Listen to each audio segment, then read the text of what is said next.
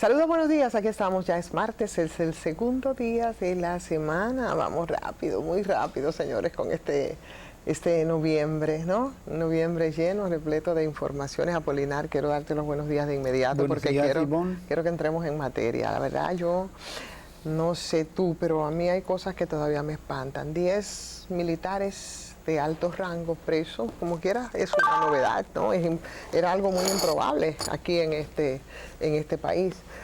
Pero este caso, que es el caso del Coral 5G, así es como le llaman, señores, las cosas que se han visto en estos días, eso no tiene nombre. Y tú dices, pero ven acá, y es que todo esto, como te contaba fuera del aire, todo este proceso que es una especie de gangsterización de la función pública, que no es nada más y nada menos lo que se ha hecho, o lo que se hizo durante los últimos años en gestión PLDista, desde siempre, pero en principio, al final yo creo que fue superando lo que había iniciado con el mismísimo Leonel Fernández en 1996.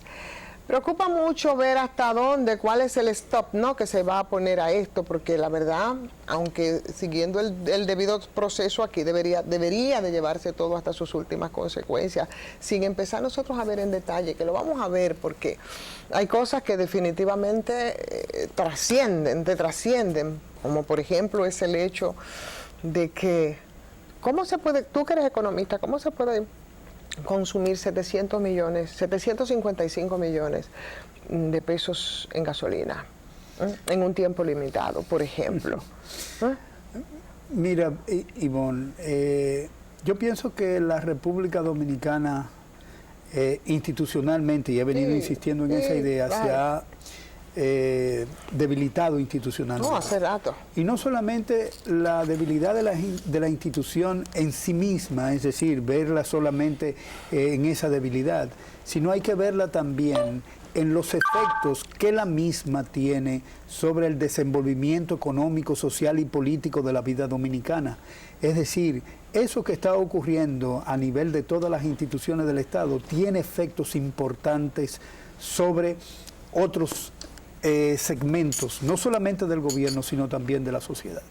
Y eso es preocupante, porque vamos a ver, uno de los resultados que uno esperaba con más ansia era el resultado de Odebrecht. ¿Qué ha ocurrido aquí? Aquí ha ocurrido, evidentemente hubo una sentencia, pero esa sentencia satisface a nadie. Ahora bien, en otros países con una institucionalización mucho mayor, ese mismo caso de Odebrecht ha tenido sentencia para varios presidentes, ¿no? Y ha tenido también sentencias para varios funcionarios que participaron en ese entramado corrupto. No solamente sentencias para varios presidentes, ponemos siempre el ejemplo de Perú, que además de presidente preso, presidente suicidado, presidente fugado, desde hace muchísimo tiempo, porque son fenómenos que se vienen dando, por ejemplo, en países como esos, diferentes a República Dominicana, y aquí no, ni por asomo, nada que ver con todo esto, y sin contar, claro, la preeminencia que tuvimos. Claro. Entonces, en República Dominicana, si tú comparas esos resultados con los que hemos tenido aquí se trata de sencillamente una comedia. Es una comedia. Claro, es una comedia. Hay uno de los imputados que ha sido encontrado culpable de recibir sobornos, sin embargo no hay ningún sobornado. Entonces, desde ese punto de vista parece que la justicia dominicana no solamente es débil, pero el hecho de que sea débil también genera una serie de negocios alrededor de, digamos, en la República Dominicana. ¿Y cuáles son esos negocios?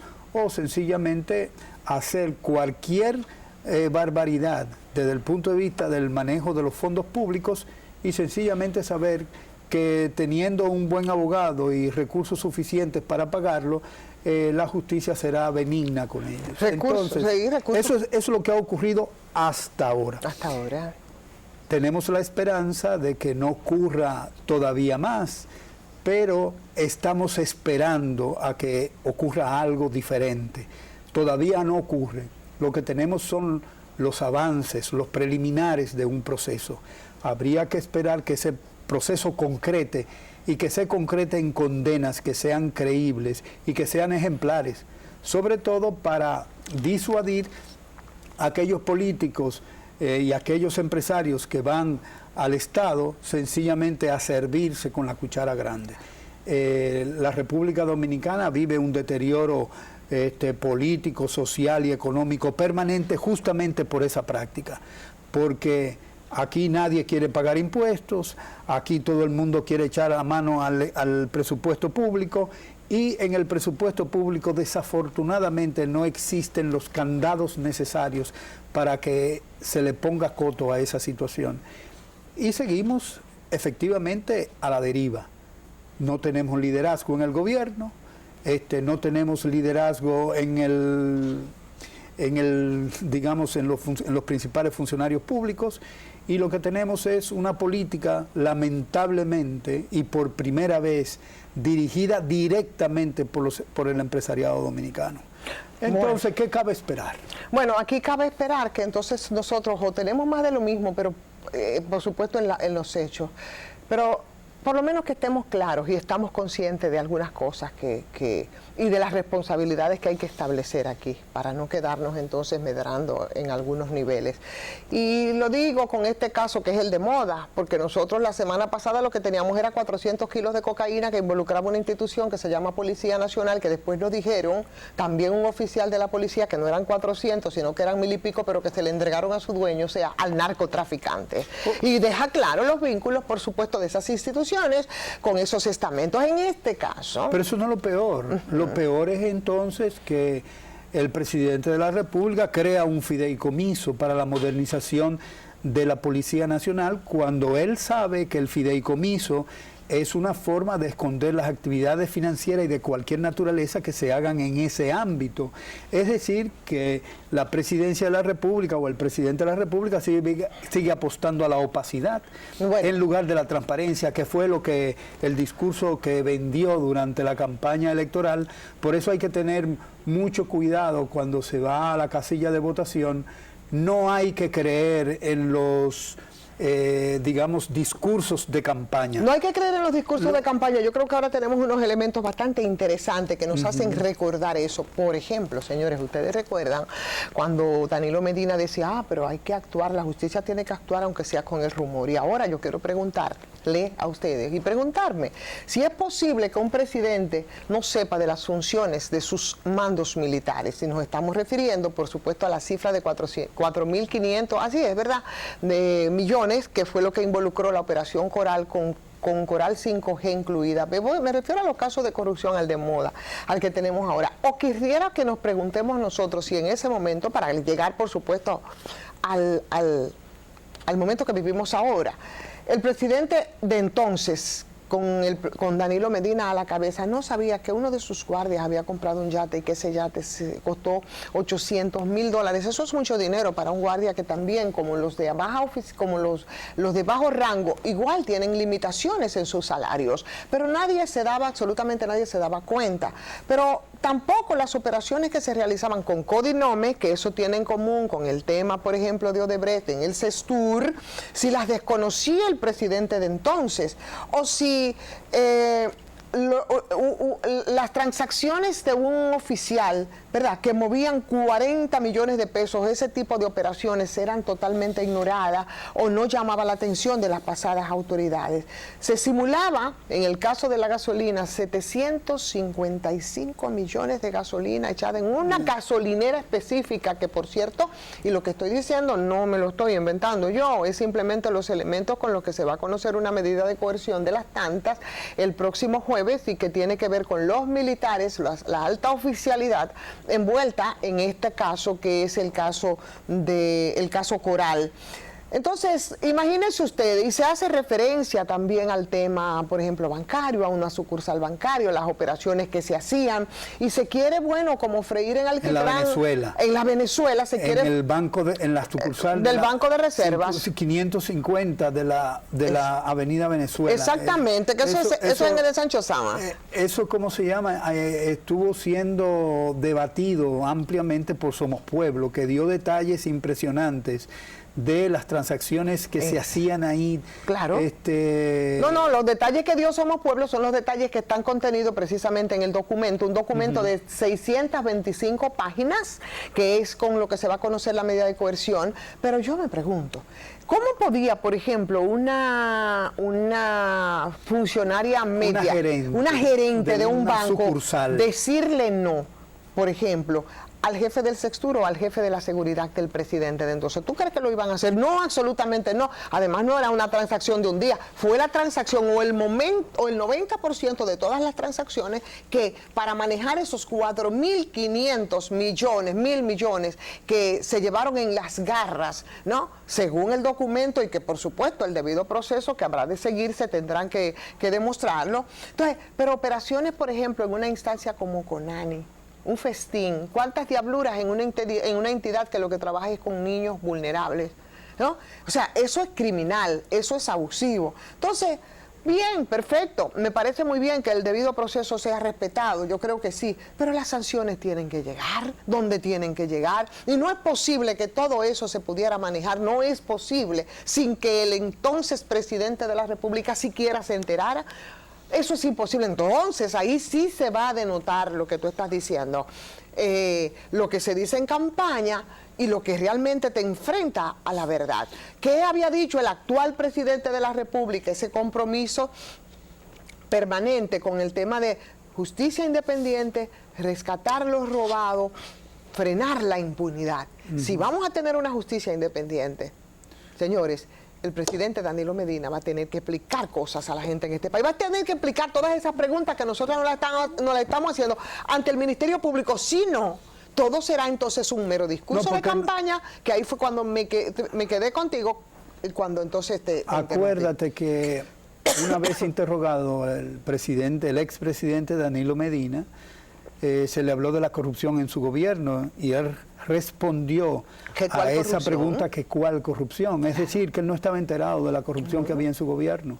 Él entendía que su gobierno era totalmente diáfano, totalmente impoluto y que efectivamente no había ningún tipo... Él no lo entendía así, él quería que nosotros creyéramos eso porque encima nos subestima. Él dijo eso, y vamos a tomar su palabra, él dijo eso, no estaba enterado. Él lo dijo eso y lo dijo cuando precisamente el embajador de Estados Unidos en ese momento, ¿recuerdas? A Brewster,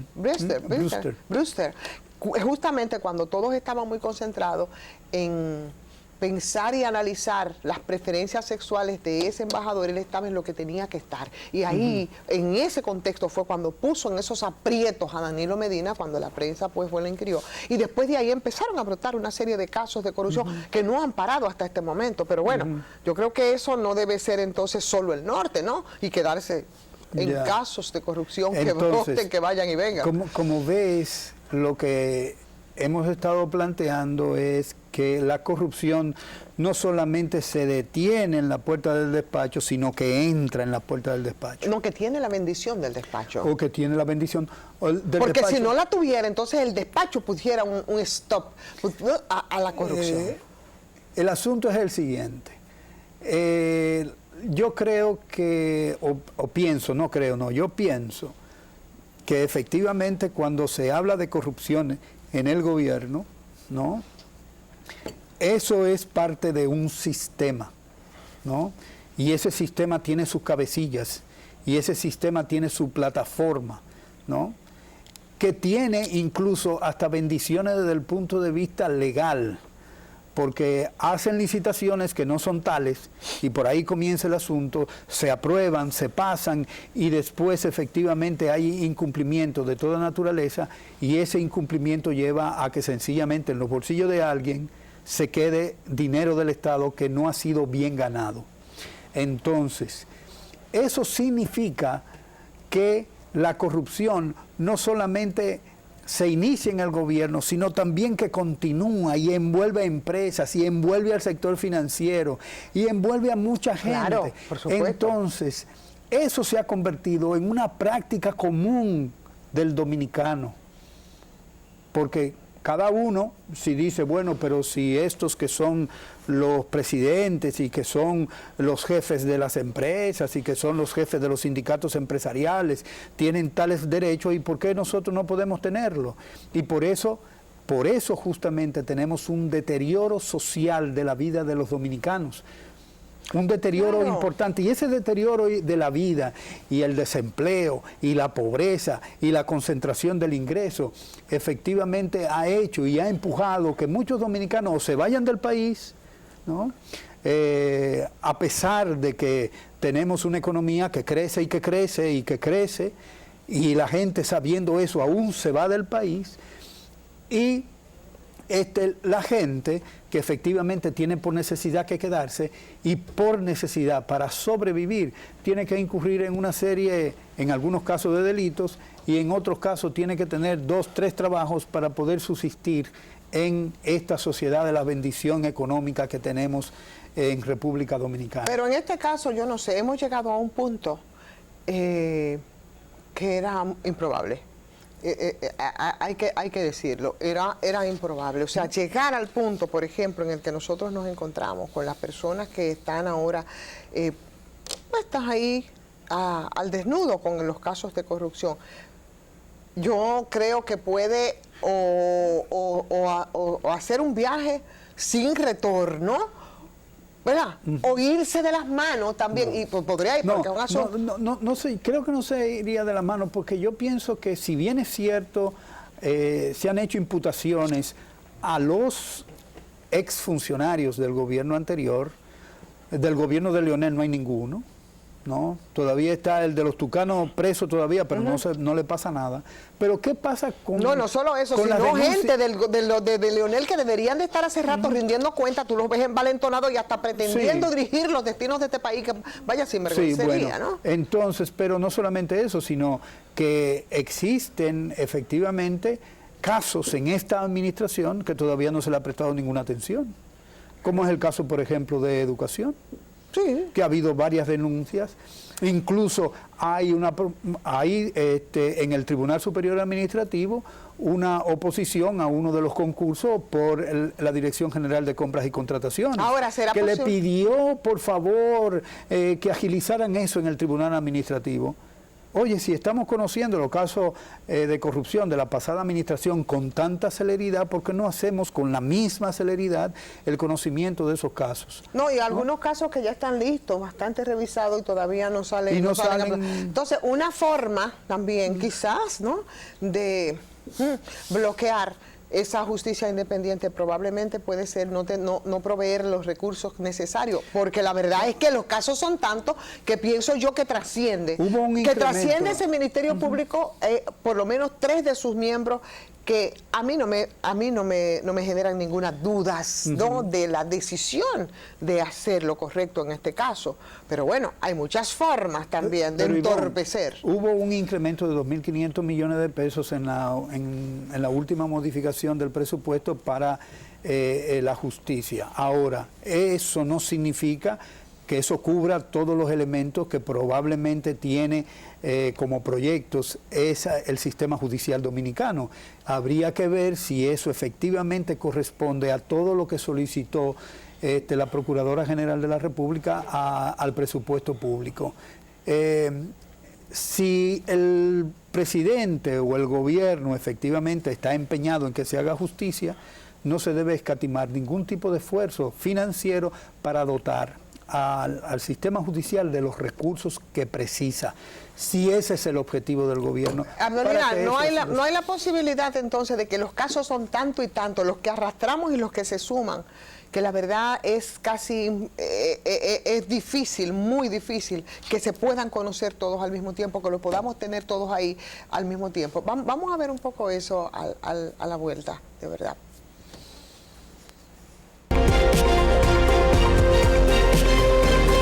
Tornamos y hay un elemento que me gustaría también apolinar, que yo creo que fortalecería muy bien lo que ha estado planteando. Viste las informaciones en el día de hoy. Cuando nosotros tenemos todos estos militares, tenemos este caso, tenemos el tema del coral, 5G, que yo pienso que debería de llegar 5G, 6G, 9G y 10G, si fuera realmente a tratarse como tal. Vemos la información hoy de que se pretende entonces restablecer los tribunales militares en el Congreso. Un Congreso que tiene muchas tareas por delante, es bastante productiva, como por ejemplo, si realmente quisiéramos ser coherentes con el tema del combate a la corrupción y de retomar y quitarle a los que malversaron y robaron la ley de extinción de dominio, que le da vuelta y que no la conoce, o que está aferrado con uñas y dientes a un abusivo barrilito, ¿no? Ese Congreso sí está apresuradamente ocupado en restablecer precisamente esos tribunales militares que sabemos muy bien cómo se comportan, y entonces eso te dice también, te da algunas señales en caso de que esto pueda prosperar. Esa información aparece hoy en los diarios y la verdad es que hay que tomarla con algún nivel de preocupación. No, preocupante, claro. Porque, o sea, ese es un tribunal particularmente importante para ellos, porque ahí se conocerían todos sus casos, incluyendo los casos de corrupción, y ellos el tratamiento que se le daría. Juez y parte, claro, serían ellos. Entonces, como siempre ha sido. Yo pienso que eso es parte también de la debilidad institucional que ha existido en el país, y que en las Fuerzas Armadas evidentemente que se plantea exactamente lo mismo que ha ocurrido a nivel social. Es decir, vamos a construir una serie de instituciones que nos favorecen cuando se han cometido actos delincuenciales dentro de las Fuerzas Armadas, y lo vamos a juzgar nosotros y nosotros le vamos a imponer la sanción. Es decir, la misma institución que ha sido, digamos, defraudada es la que juzga a sus miembros, y que evidentemente, como se estila en el país, las decisiones muchas veces se basan en hoy por mí, mañana por ti, de tal manera que eso no tiene mucho sentido. Y da pena, da mucha pena de que se haya acogido una petición de esa naturaleza en el Congreso del Cambio, en el Congreso que supuestamente debe eminentemente PRMista ese Congreso. Debería favorecer, no solamente PRMista, ahí están los PLDistas también, y está la Fuerza del Pueblo también. Claro, pero que todos ellos... la preeminencia de PRM. Sí, pero que todos ellos contribuyen con su granito de arena a la desinstitucionalización de este país. Y la desinstitucionalización tiene, como te decía, consecuencias muy fuertes en el ámbito económico, ¿no? ¿Por qué no hay competencia en la República Dominicana, y por qué la mayoría de los sectores están fundamentalmente dirigidos por monopolios y por oligopolios que sencillamente tienen efectos muy graves sobre el poder adquisitivo de la gente, porque colocan el precio que le conviene a sus beneficios y no que provienen de la competencia? Sencillamente es que un monopolio está amparado en un conjunto de legislaciones muy especiales.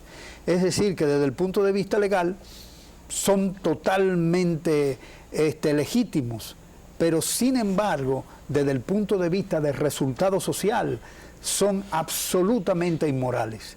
Entonces, tenemos que revisar qué es lo que nosotros, los dominicanos, estamos dándonos, no solamente como gobiernos, sino qué están haciendo esos gobiernos a través de las legislaciones, a través de las aprobaciones de leyes en ese Congreso, que permiten, que abren un nicho para que un grupo, de empresas, para que un sector justamente haga dinero con la infelicidad del pueblo dominicano.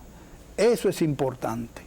Claro. Muy importante, y justamente a nosotros nos pasa por las narices y ni siquiera nos inmutamos, ¿no? Entonces, y un ejemplo de eso es el caso haitiano.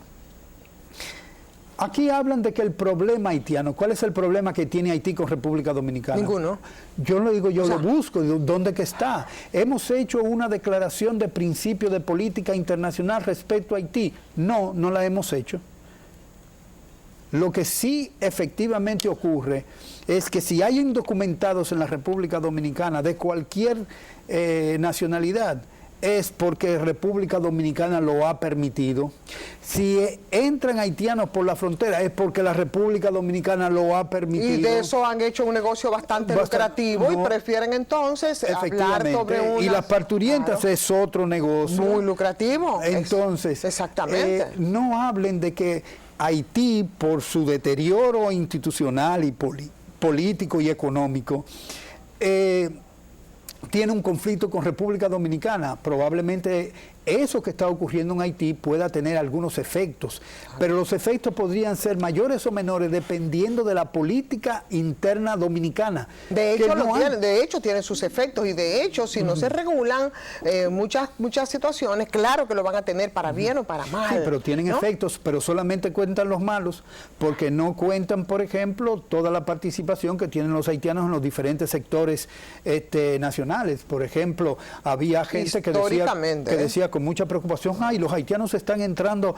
al sector turismo, pero sucede que los haitianos hablan español, hablan inglés y hablan francés. Oye, le conviene muchísimo al sector turismo tener... Pero no te hablan como los haitianos tuvieron una gran responsabilidad con todo ese fomento y florecimiento de la industria azucarera, por ejemplo. En momentos en los que los dominicanos preferían irse a trabajar en las fábricas de Estados Unidos, igual menospreciado como algunos pretenden hacerlo, con los haitianos que trabajaban el corte de la caña, y entonces no le debemos nada a los haitianos. Pero quien tuvo un acuerdo directamente con Papadoc fue Trujillo. Claro. O sea, y le pagaban o sea, había un pago que se le hacía al presidente haitiano por eso, ¿no? Pero ahora no, eso no ha sido un acuerdo entre gobiernos. La República Dominicana no ha tenido, ninguno de los mandatarios ha tenido la capacidad de sentarse cuando se podía, evidentemente, para conversar el problema de los braceros haitianos en el país. Eso no se hizo. Evidentemente ahora eso está fuera de control. Está fuera de control y está fuera de discusión, pero en su momento eso tuvo sus resultados. Hoy el presidente se destapa a propósito que, bueno, ahora traemos el tema haitiano, hablando y diciendo... Dice que nosotros no estamos en capacidad de asumir el tema de la salud de dos naciones, ¿no? De Haití y de República Dominicana. Y yo me pregunto hasta dónde podría el presidente estar un poco siendo utilizado como punta de lanza frente a otras situaciones también, claro, de esas políticas y de esas naciones, ¿no? Que igual siguen en actitud contemplativa e indiferente frente al tema haitiano. Aquí tuvimos dos invitados hace un par de semanas que explicaron exactamente cuál es la relación que hay, no con Estados Unidos como gobierno, sino de algunos personajes de los Estados Unidos y de la política de Estados Unidos y su incidencia en Haití.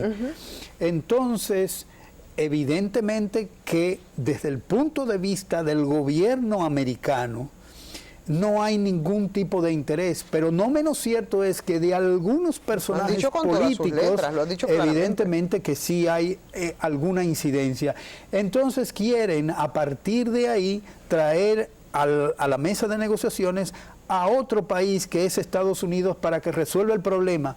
Pero ¿cuál problema? El problema de la migración, el problema de las parturientas. Ese es un problema que ha estimulado la República Dominicana por su ausencia de políticas. El problema de la migración, cuando los propios Estados Unidos, óyeme, se remontaron a los tiempos de la colonia precisamente con esos haitianos que en la frontera con Texas vimos el tratamiento que les dio. Haitianos que a raíz del terremoto de 2010 fueron llevados en solidaridades de algunos países de Centroamérica y de Suramérica, y que después entonces hartos, bueno, pues fueron desplazados a esos Estados Unidos, y en esa misma dirección o con esos mismos métodos es los que estaríamos convidando para resolver un tema migratorio que hace tiempo ha debido, si quisiera, resolverlo República Dominicana. Lo que pasa es que ahí con esa crisis haitiana también se trafica y le va muy bien a mucha gente. Hay negocios. Pero por supuesto, hay negocios, hay varilla, hay cemento, hay pintura,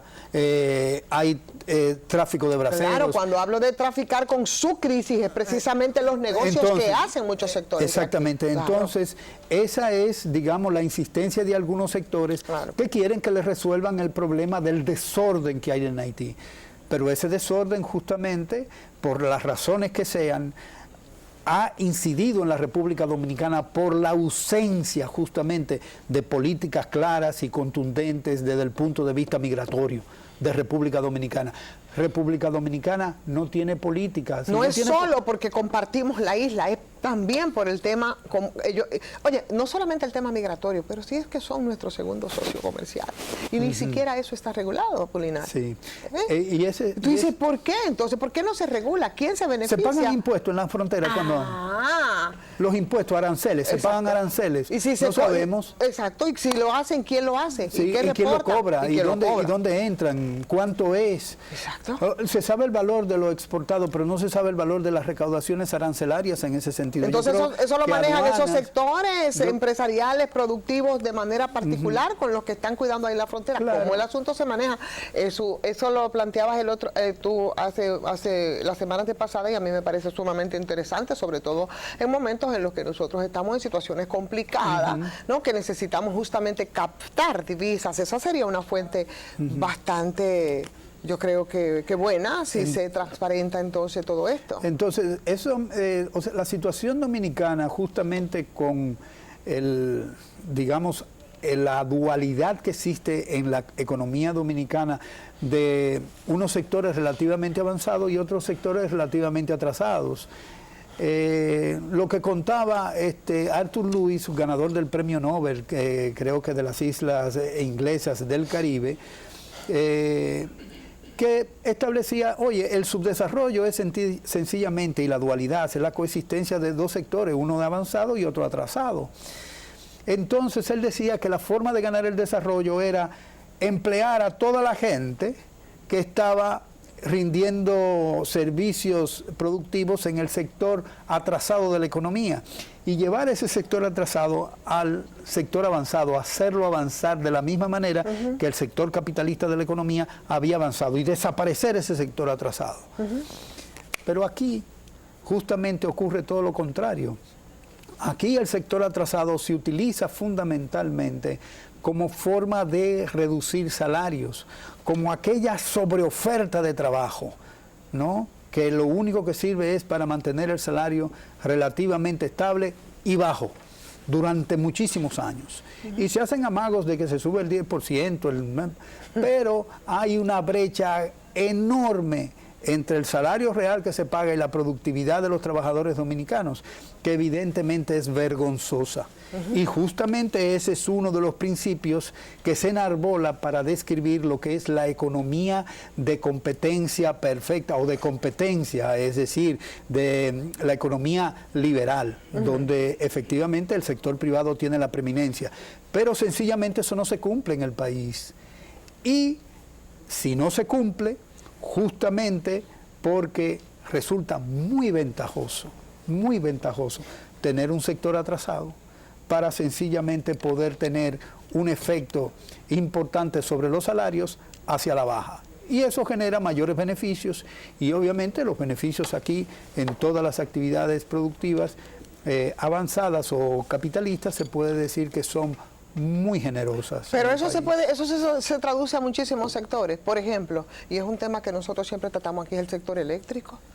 Ese tipo de acciones en ese sector, yo creo que es un ejemplo bastante claro.